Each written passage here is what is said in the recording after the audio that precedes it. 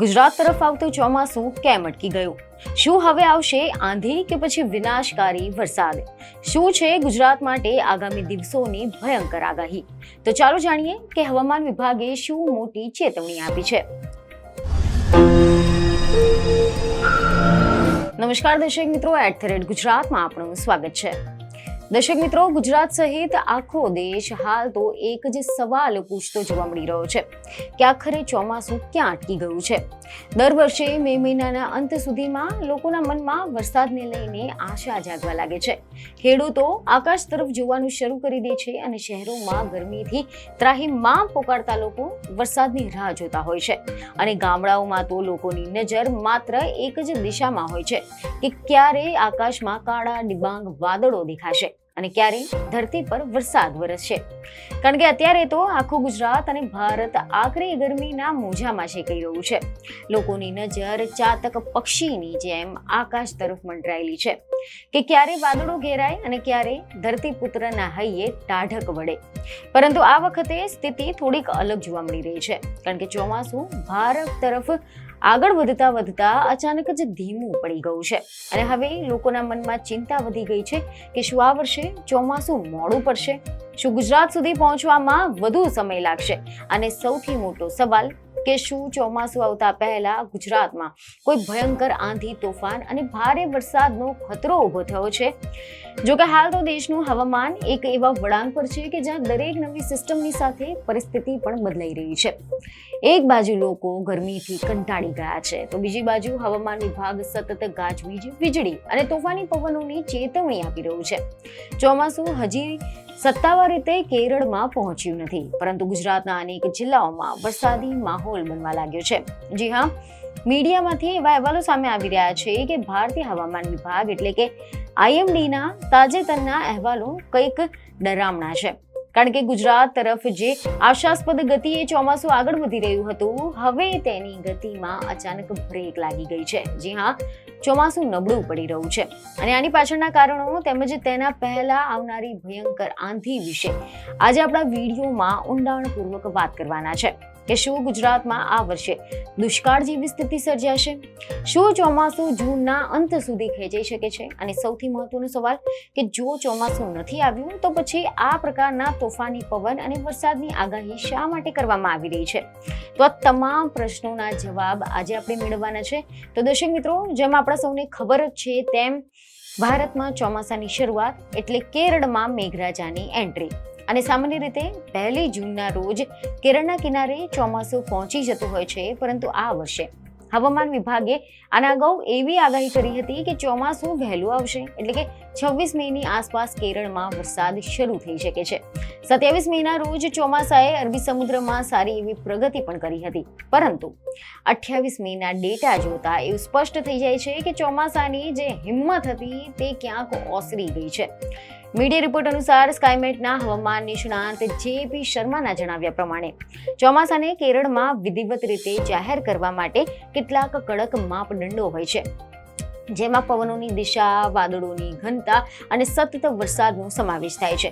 અને હાલમાં આ માપદંડો પૂરા થતા નથી, જેના કારણે કેરળમાં ચોમાસું 1 જૂન કે ત્યારબાદ જ બેસે તેવી શક્યતા છે.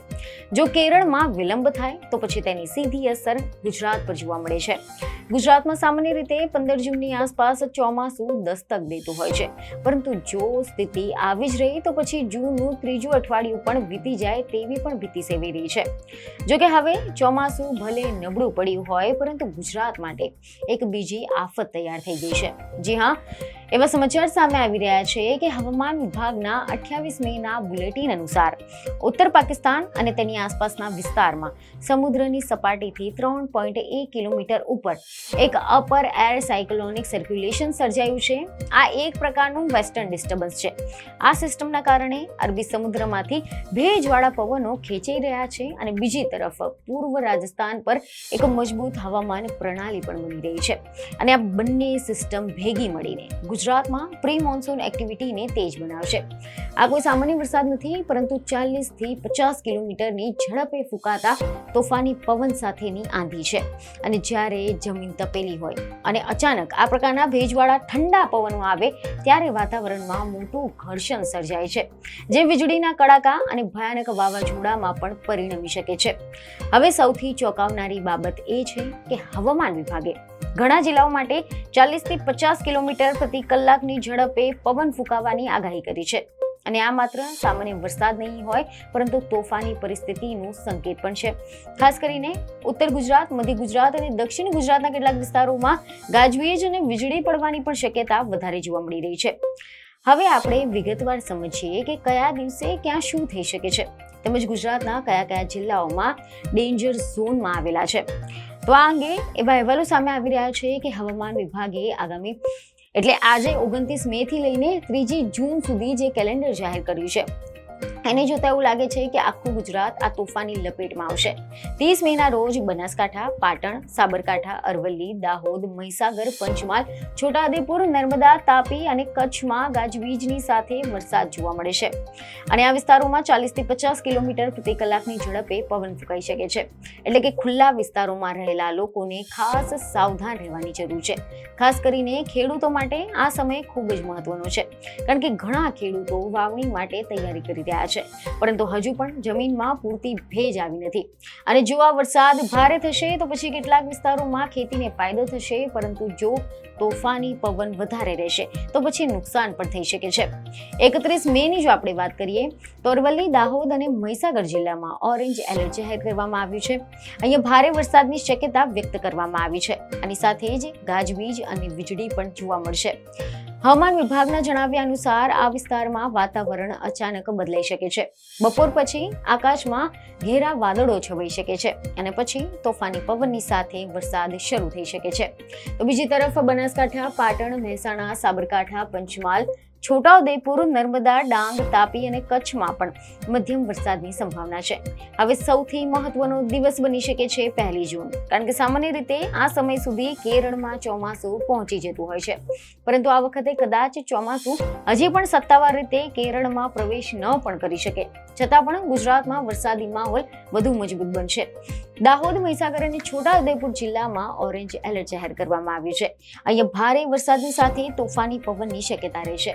જ્યારે અમદાવાદ, વડોદરા, ગાંધીનગર, ખેડા, આણંદ, સુરત, નવસારી, વલસાડ અને સૌરાષ્ટ્રના કેટલાક જિલ્લાઓમાં પણ ગાજવીજની સાથે વરસાદ જોવા મળશે.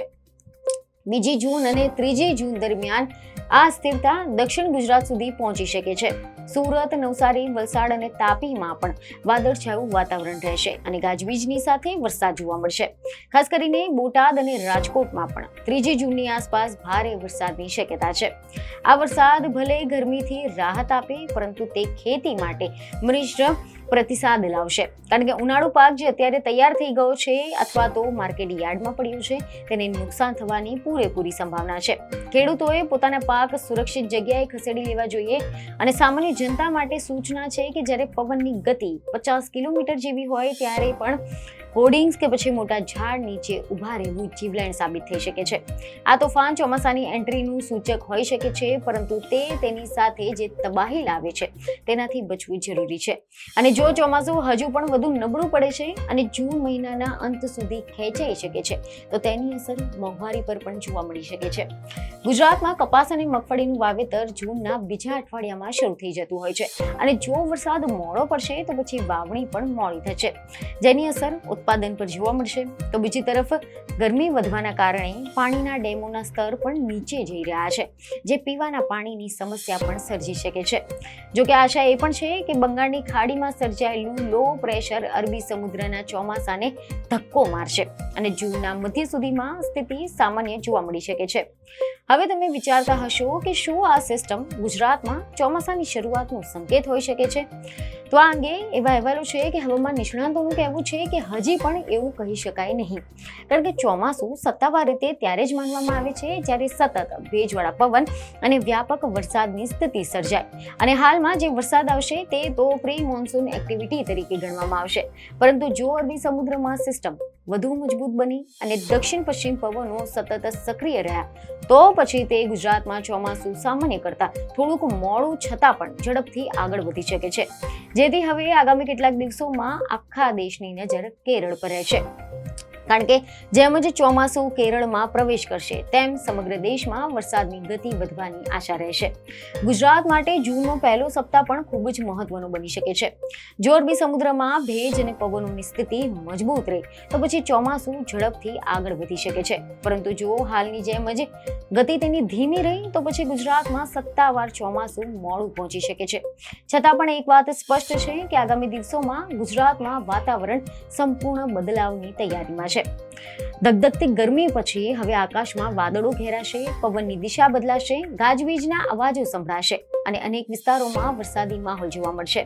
હવે જોવાનું એ રહેશે કે આ માત્ર પ્રી મોન્સૂન એક્ટિવિટી સાબિત થાય છે કે પછી ગુજરાત માટે સારા ચોમાસાની શરૂઆત. કારણ કે આકાશમાં ચાલી રહેલી આ હવામાનની રમત માત્ર વરસાદની નથી, તે ખેડૂતોની આશા, નહેરોના પાણીના સંગ્રહ અને નદીઓના જીવન તેમજ લાખો લોકોના ભવિષ્ય સાથે જોડાયેલી છે. તેથી જ આજે આખું ગુજરાત એક જ આશાની સાથે આકાશ તરફ જોઈ રહ્યું છે કે ક્યારે વરસશે મેઘરાજા અને ક્યારે શરૂ થશે સાચું ચોમાસું. મહત્વનું છે કે કુદરત ક્યારે તેની યોજના આપણને કહીને નથી બતાવતી. એક તરફ ચોમાસું ધીમું પડ્યું છે જે ચિંતાનો વિષય છે, પરંતુ બીજી તરફ આ સિસ્ટમ દ્વારા પડનારો વરસાદ ગરમીના પ્રકોપથી રાહત આપશે. ગુજરાતના અલગ અલગ જિલ્લાઓમાં જે રીતે પવન અને વરસાદની આગાહી સામે આવી છે તે જોતા લાગે છે કે આગામી 5 થી 6 દિવસ ખૂબ જ મહત્વના છે. હવામાન વિભાગની સત્તાવાર વેબસાઇટ અને અખબારો પર નજર રાખવી ખૂબ જ જરૂરી છે. તો તૈયાર રહેજો પવનના સુસવાટા અને વીજળીના કડાકાની સાથે ગુજરાતમાં પ્રી મોન્સૂન એક્ટિવિટીનું તાંડવ જોવા માટે. આશા રાખીએ છીએ કે મેઘરાજા વહેલી તકે વિધિવત રીતે પધારે અને આ તોફાની આફત શાંત થઈ જાય. તો આશા છે કે આ માહિતી તમને મહત્વની લાગી હશે, જેથી અમારા વિડીયોને લાઇક અને શેર જરૂરથી કરજો. બીજને ખબરો સાથે ફરી મળીશું. ધન્યવાદ.